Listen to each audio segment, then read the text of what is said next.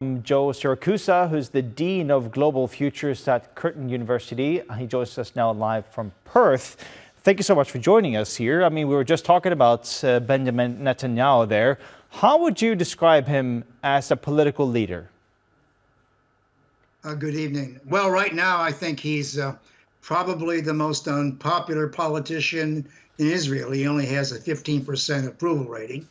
Most people want him to go. He's certainly not going to keep his job when this conflict comes to some kind of an end. And, even though the Israeli people want some kind of conclusion to this thing, they don't want him at the end of it. Now, the reason that Benny Gantz, who's the centrist opponent, went to Washington is that Washington's looking for someone to deal with. When I was a kid and we were dealing with the Vietnam War, every time President Johnson didn't like someone or Richard Nixon didn't like someone, they went and got a new leader in South Vietnam. So they're making it very clear here they don't want to deal anymore with Netanyahu because Netanyahu is going to take down the Democratic Party.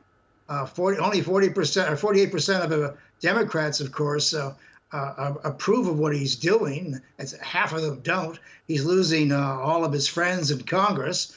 And Joe Biden and Tony Blinken and the rest, they're just sick and tired of trying to explain all these dead children and women on the evening news. And frankly, without networks like TRT World, Americans wouldn't know what was going on. They sort of pretend this isn't happening. But Biden knows that his critics know that this has got to end. And I think Biden has encouraged Benny Gantz to come along. And of course, this gives Kamala Harris a chance to look presidential, just in case she has to take over. So I think Netanyahu is on the way out the door. And of course, he needs the Americans. And it's quite clear that the Biden administration has had a gutful of Bibi Netanyahu and his reluctance to come to some kind of agreement. Now, mind you, in wartime, a lot of people aren't worried about killing people.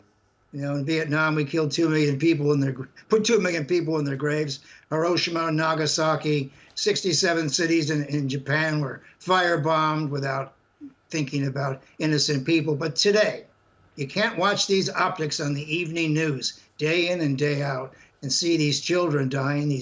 And of course, this last attempt to drop TV dinners on a beach in Gaza just strikes me as shameful. You only do that in I think earthquakes and things like that.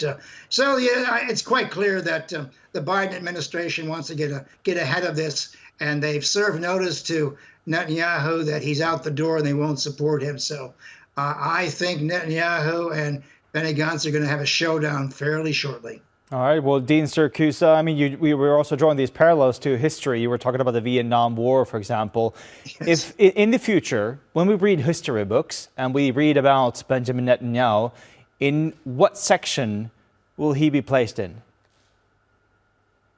He'll be placed in the section of very tragic figures. He started out with a great career. He has a famous brother. He had a famous father. When I was a kid, his father was the great scholar of the Inquisition at Cornell University.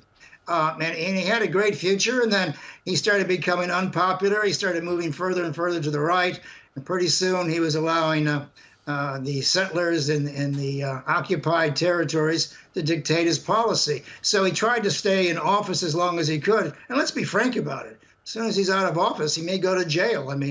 There's that aspect, too. So he's got all kinds of things he's looking at. But I say in terms of politics, history is going to have very bad things to say, be very critical of Netanyahu. He's going to say he was the guy who squandered Israeli goodwill around the world, and he squandered the two-state solution because, according to Netanyahu, there is no two-state solution. He regards Jordan as the two-state solution. He's never believed in it, and so he's just paid lip service to it. And so at the end of the day, he's made American policy look phony and hollow, and he has, I think, alienated a great deal of the world, which would like to have some sympathy with the Israelis, but that's no longer possible. Mr. Siracusa, thank you so much for joining us here on TRT World. I'm glad you're also watching our channel and making sure that you're staying up to date together with us, of course. And thank you so much again. Thank you.